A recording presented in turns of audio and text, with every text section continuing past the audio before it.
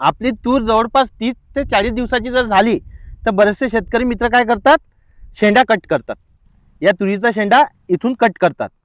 तर मित्रांनो, शेंडा कट केल्यावर कोणती फवारणी घ्यायची जेणेकरून उत्पादन चांगलं होईल, हा मोठा प्रश्न आहे.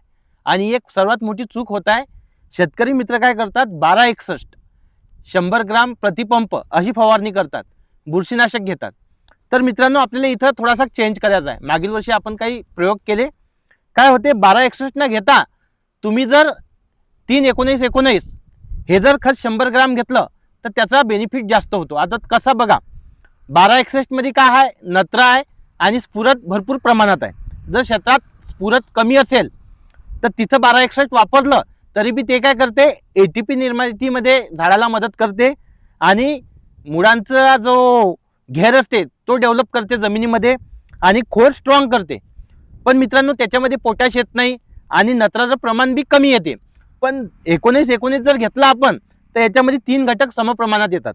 म्हणजे बघा, युरियाचं प्रमाण वाढते, त्यामुळे एकदम फूट जोरात येते, झाड एकदम ग्रीन होते, स्फुरद बी मिळते, त्यामुळे मुळा खोड स्ट्रॉंग होते.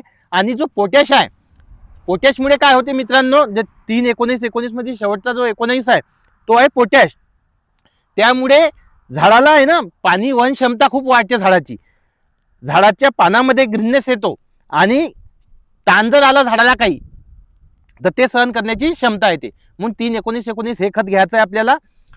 जवळपास तुम्ही 20 लिटरचा पंप असेल तर 150 ग्राम बी 19-19 घेतलं तर काही प्रॉब्लेम नाही मित्रांनो. पण जेणेकरून 100 ग्रामच शेतकरी वापरतात तर आपण 100 ग्रामच शिफारस करू.